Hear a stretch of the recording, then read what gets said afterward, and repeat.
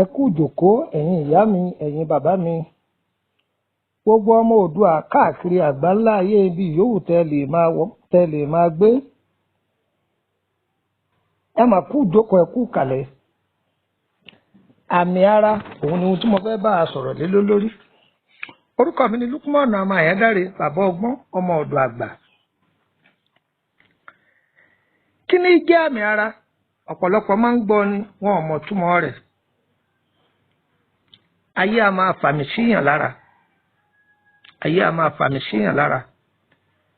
Tí wọ́n bá fi àmì síyàn lára ní Nàìjíríà yìí, gbogbo ìlú yòówù téèyàn bá dé, gbogbo kọ́ńtírì téèyàn bá dé, àmì yẹn máa hàn lára báyìí.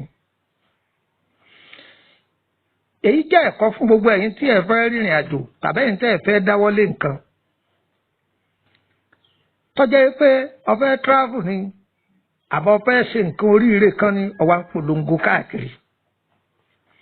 Tẹ́lẹ̀ mi bá fẹ́ travel, ẹ́mbásì ni ó ti jẹ́ wọn mọ̀ pé òun travel. Bí tí ń ya fọ́tò para sórí iwájú, para sọ́rẹ́yìn, para. Wọ́n wà ní fúláìtì náà yóò máa ya fọ́tò ni. Yóò wá dà sórí nẹ́ẹ̀tì. Àwa tí ń lọ gbéra, wọ́n ní ó ti ń lọ àbí ọ̀dà. Ẹ jẹ́ ká ṣọ́ra sí i. A máa dunnú ni àìkí yọ̀, àyọ̀pọ̀rọ̀ òun ní kó bá ọ̀pọ̀lọ́ tí fi kán tán. Fìdùnnú ẹ̀ hàn, yéé yọ̀ láyọ̀jù, ayọ̀ àyọ̀jù a máa pa ní àmì ara. Tí ẹnu èèyàn bá mọ́nu, ayé a máa tibẹ̀ fi àmì burúkú síyàn lára. Tí wọ́n bá fi àmì síyàn lára, gbogbo ibi tíyàn bá dé kò ní rá láàánú. Kò ní rá láàánú, gbogbo nǹkan burúkú ni wọ́n máa ṣẹlẹ̀ sí i lára. Tí ọmọ bá wà ní kékeré, táwọn òbí rẹ̀ bá jáwọ́ òbí tó gọ̀ tí kì í fura. Àwọn arógo ṣáájú ológo tí wọ́n bá ti rí ọmọ yìí, wọ́n lè fi àmì sí i lára láti kékeré. Ọmọ yìí bí tí ń ṣe fòníkú ni wọ́n máa ṣe fọ̀ládìde, fòníkú fọ̀ládìde. Ẹni ayé bá fi àmì sí lára, tó bá débi gbogbo ẹgbẹ́ rẹ̀ tí ń gbari wọ́n da ìyàsọ́tọ̀ ni wọn ò ní fún. Ẹni ọ̀tọ̀ ní oríire, ọ̀tọ̀ ní wáre, ọ̀tọ̀ nínú re. Ó lè rẹwà o, ìyẹn ò pé kó soríire. Ó lè soríire, ìyẹn ò pé kó rẹwà. Ó lè nínú re, ìyẹn ò pé odolówó. Ìwọ ni kó mẹ̀ntẹ́nì ògo rẹ̀. Ẹni tí ó bá ti lè mẹ̀ntẹ́nì ògo rẹ̀, àwọn tí fògo èèyàn yíyẹ̀pẹ̀, wọ́n fògo ẹ̀ yíyẹ̀pẹ̀, ayé ò ní fògo wa yíyẹ̀pẹ̀. Tí a bá ń jẹ ẹran ní ojú oorun, ayé a máa gba ibẹ̀, wọn a máa fi àmì burúkú sí ni lára. Àmì ara tún yàtọ̀ sí ọfà. Àmì ara ó yàtọ̀ sọ́fà o, ọ̀kọ̀ọ̀kan la máa mu. Eléyìí ó jẹ́ part 1 àmì ara. Tí a bá sùn látojú oorun, ayé a máa kọni ńlá, kódà wọn a máa sá ní gbẹ́rẹ́ látojú oorun. Ọ̀tọ̀ ló ń jẹ ojú oorun, ọ̀tọ̀ nílà ojú oorun. Tí wọ́n bá kọ̀yàn nílà látojú oorun, tí wọ́n sá ní gbẹ́rẹ́ látojú oorun, gbogbo bí ọba dé, àrà tí wọ́n bá ní wọ́n máa dá ní wọ́n máa dá. Yọ wẹsẹ̀, yọ gbẹbọ gbogbo oníṣu, kàlà lọ sábà, Ọlọ́run là á sá tì. Ẹ jẹ́ ká máa sọ ẹnu wa. Tọ́mọ bá jẹ́ ológo láàrin ọmọ ìdílé kan, tí ọba rí èèyàn kíyèsí tó ń gbé òsìmògbó ara rẹ̀ mẹ́ǹtẹ́, wọ́n lè tibẹ̀ wọ́n gbá mi sí lára. Tó bá débi iṣẹ́, yọkọ̀ ṣàdédé rí i pé gbogbo ẹgbẹ́ òun rí promotion òun ò rí.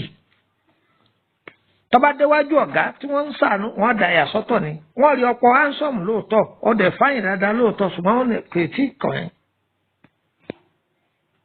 Ayé ò ní fàmì burúkú sí wa lára o. Ayé ò ní fàmì burúkú sí wa lára o. àmì àkọ̀tì àmì àṣeèrí àmì àìlákojọ ó dohun ìgbédànù nínú ilé ayé ẹnì kọ̀ọ̀kan wa.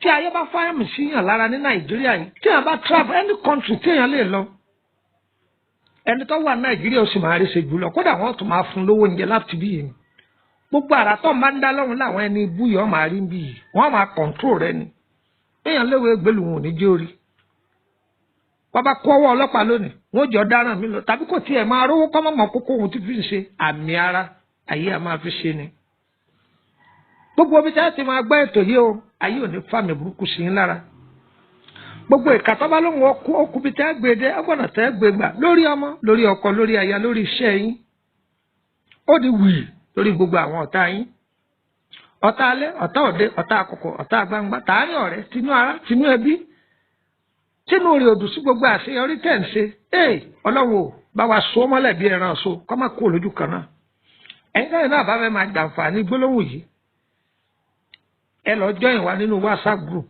08032983298 orúkọ mi ni Lukman ọmọ Àyándàrè tí ẹ bá ní ìdìrànlọ́wọ́ wa bọ́rẹ́ lórí ìtọ́jú ara èyíkéyìí àrùn tá a bá mọ̀ nípa rẹ̀ tẹ́ bá bi wá á ṣàlàyé tí ẹ bá sì fẹ́ ìtọ́jú tó yè kooro lórí èyíkéyìí ìtọ́jú pé bóyá ayé ń dani láàmú ni àbí abẹ́ fẹ́ mọ̀ nípa àkọsẹ̀jáyé yín ẹ pè wá á dà yín lóhùn tẹ́ bá fẹ́ join WhatsApp group wa 1000 naira ni ẹ fi wá fẹ́ ra wa gangan fúnra ara wa gọ́sà wọ́n mọ́tò ti lọ Ìkòròdú tó bá ti wọ́n mọ́tò ti lọ Ìkòròdú tó bá jẹ́ pé Ìkòròdú garaajì ni wọ́n bá já o wọ́n mọ́tò ti lọ Báyékù kọ bọ́lẹ̀ ní Emily bus stop lẹ́gbẹ̀ẹ́ ilé epo Dikram wọ́n rí Ontai road kan lẹ́gbẹ̀ẹ́ ilé epo yìí Emily Avenue ní street tó kọjú dá yẹn máa tọ́ bọ̀ number 50 lẹ́gbẹ̀ẹ́ ilé lọ́ọ̀yà tó bá dẹ̀ jẹ́ pé bẹ́ńsì ni wọ́n ti já ẹ wọ́n máa rí ilé epo tó tàkàn lọ́ọ̀kan ọ̀rọ̀ àwọn mọ́tò wọn tó rẹpẹtẹ ń bẹ̀